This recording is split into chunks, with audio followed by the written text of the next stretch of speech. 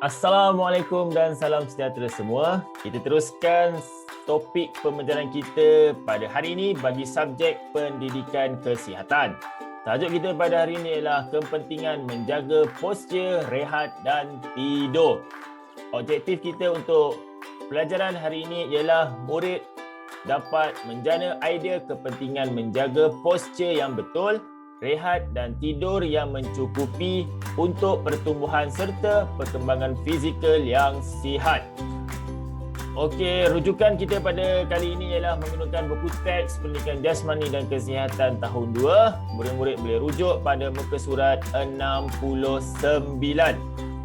Sebelum kita tahu kepentingan postur, rehat dan tidur, kita kena tahu dulu apa maksud postur, rehat dan tidur. Okey. Postur bermaksud bentuk tubuh semasa duduk, berdiri, berjalan dan mengangkat barang. Manakala rehat bermaksud berhenti sementara daripada melakukan aktiviti fizikal dan mental. Manakala tidur bermaksud melelapkan mata dan merehatkan badan. Okey, kita pergi pada yang pertama, kepentingan menjaga postur. Macam ikutkan bunyi maksud tadi ialah bentuk tubuh badan semasa duduk, berdiri, berjalan dan mengangkat barang. Okey, ada gambar, dua gambar ni menunjukkan contoh yang mula-mula tentang postur.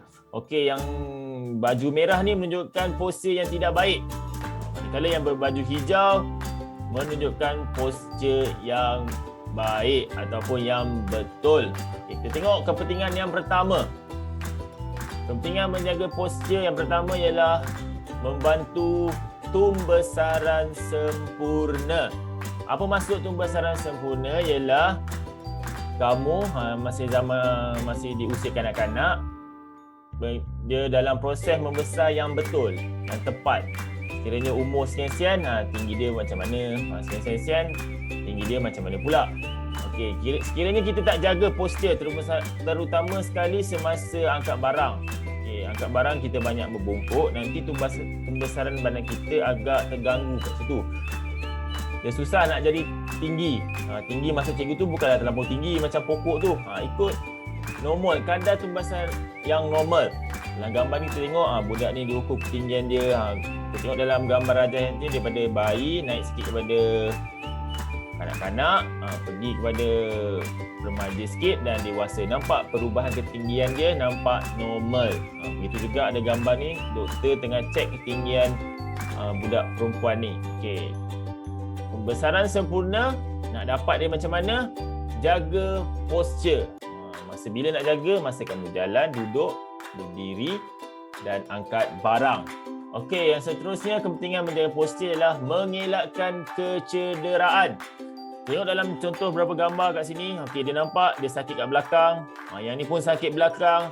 Gambar ni yang kerja dekat pejabat pun dia sakit belakang. Yang budak ni pula dia sakit di bahagian tengkuk, bahagian leher. Ni sakit di bahagian kaki. Benda ini kita boleh elak. Kita tak akan dapat sekiranya kita mengamalkan cara postur yang betul. Macam mana nak angkat barang yang betul, macam mana cara duduk yang betul. Sekiranya kita terlampau angkat barang, kita terlampau membongkok, dia akan mendatangkan stres atau tekanan dekat bahagian belakang kita. Sebab tu nanti benda-benda yang dalam gambar ni kita senang nak dapat. Jadi kita kena tahu macam mana cara nak angkat barang yang betul. Macam cikgu dah tunjuk sebelum ni, cara nak angkat barang kita mesti duduk dulu, rendahkan badan kita, baru kita angkat barang tersebut. Bukannya kita terus bungkuk ke bawah untuk angkat barang. Nanti dia boleh mendatangkan kecederaan di bahagian belakang. Okay, seterusnya kepentingan yang menjaga postur badan lebih sihat. Ialah kita buat cara yang betul, kita duduk yang betul, diri yang betul, angkat barang yang betul. Automatik badan kita akan lebih sihat, lebih cergas. Aktiviti apa kita nak buat pun tak ada masalah. Kita nak buat aktiviti lasak ke, aktiviti ringan ke, aktiviti yang kasar ke, yang pantas ke, semua tak ada masalah kita nak buat. Sebab postur badan kita berada dalam keadaan yang baik. Seterusnya, kepentingan menjaga postur yang keempat, hidup lebih cergas. Sekiranya postur badan kita dalam keadaan baik, terbaik, tiada masalah. Kita boleh buat semua aktiviti ni. Contoh macam berbasikal, bersenam, jogging. Macam gambar ni, dia buat aktiviti macam-macam yang dia buat. Berlari boleh, mendaki bukit atau gunung boleh. Sebab apa? Sebab postur badan kita dalam keadaan yang baik. Macam nak baik, kita kena jaga. Macam nak jaga, kena tahu cara dia, macam mana duduk yang betul, berdiri, berjalan dan mengangkat barang. Mesti menggunakan cara yang betul. Baru postur badan kita dalam keadaan yang terbaik. Alright, kita teruskan. Kesan mengabaikan postur yang betul. Okey, benda-benda tadi kita buat tak indah, buat biasa je. Duduk pun ikut suka, berdiri ikut suka, angkat badan macam cakap, angkat barang tu macam cakap. Ikut dia lah, janji barang boleh angkat. Kita tengok akibat dia kalau kita tak buat ataupun tidak jaga postur badan kita dengan betul. Kita tengok akibat dia. Jika kita mengabaikan postur badan yang betul, ia akan memudaratkan kesihatan, terutama tulang belakang kita bila sudah berumur. Sekarang mungkin kamu belum nampak. Mungkin kamu masih umur 8 tahun, 7 tahun. Dia tak ada masalah lagi. Badan kamu mungkin kuat lagi, tulang kamu masih kuat. Benda ni datang masalah bila kamu sudah meningkat usia.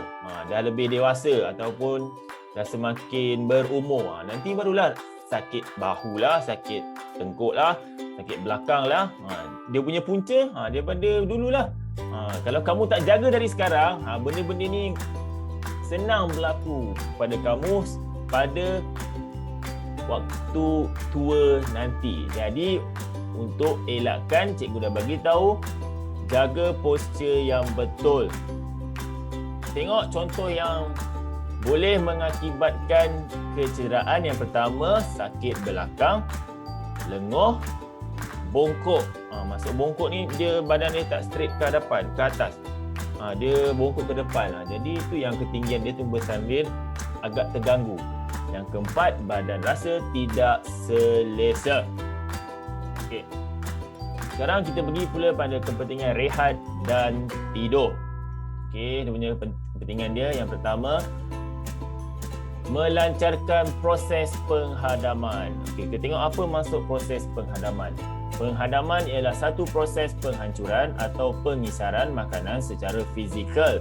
Kemudiannya diikuti dengan beberapa proses kimia bagi memecahkan molekul makanan. Yang kedua, bahan yang dikisar dan bermanfaat akan diserap ke dalam tubuh badan. Manakala bahan yang tidak dapat dimanfaat atau dipecahkan akan dibuang menerusi proses seterusnya dikenali sebagai proses penyingkiran. Okey, di sini ada beberapa gambar yang menunjukkan sistem penghadaman bagi kanak-kanak. Okey, ini bahagian hati, ini bahagian usus dia. Okey, nanti kamu boleh Google untuk dapat gambaran yang lebih jelas tentang proses penghadaman. Okey, seterusnya, kepentingan rehat dan tidur, dia membantu membina dan membaiki sel-sel yang rosak. Waktu bila sel-sel ni rosak? Sel ni rosak bila kita dah buat kerja ataupun dah bergerak, banyak buat aktiviti, ada sel dalam badan kita yang kita tak nampak tu, dia mungkin akan rosak. Jadi badan kita memerlukan masa untuk dia repair. Masa bila dia nak repair atau dia nak baiki sel-sel rosak ni, sewaktu kita rehat dan tidur. Kita tengok sel-sel yang ada dalam anggota badan manusia. Yang pertama, sel otak. Kedua, sel hati. Yang ini sel darah. Yang ini usus. Yang mana ini ialah sel otot. Sel-sel ni dia punya kadar atau waktu untuk dibaiki ialah sewaktu kita rehat ataupun tidur. Okey, seterusnya kepentingan rehat dan tidur meningkatkan keupayaan untuk belajar dan menyegarkan tubuh. Okey, ialah seperti kita tahu, bila kita nak pergi sekolah, kita nak belajar, kita mesti sebelum pergi sekolah malam tu kita mesti dapat tidur yang cukup, rehat yang cukup. Okey, kamu bayangkan, esok nak sekolah pukul 7 pagi, dah nak masuk kelas dan 7.30 nak start. Katakan pukul 4 pagi kamu baru nak tidur. Confirm kamu pergi kelas esok mengantuk. Jadi kita macam mana nak mengatasi mengantuk ni, kita kena tidur awal. Nanti kalau dah tidur lambat, tidur lambat, bangun awal, masuk kelas pula cikgu garang, tertidur. Tak pasal-pasal kena marah, kena denda diri atas kerusi. Okey, jadi rehat dan tidur tu membantu kita meningkatkan keupayaan untuk belajar. Bila tidur kita cukup, jadi cikgu nak ajar pun kita senang nak faham, senang nak tangkap pelajaran tu. Cepat je faham. Berbanding kalau mengantuk tak cukup tidur, cikgu punyalah penat cakap depan, dah kamu terlentuk atas meja. Okey. Ingat itu kepentingan rehat dan tidur. Okey, seterusnya dapat merehatkan fizikal dan mental. Okey, fizikal tu tubuh badan kita lah. Badan kita rasa selesa, cergas dan segar.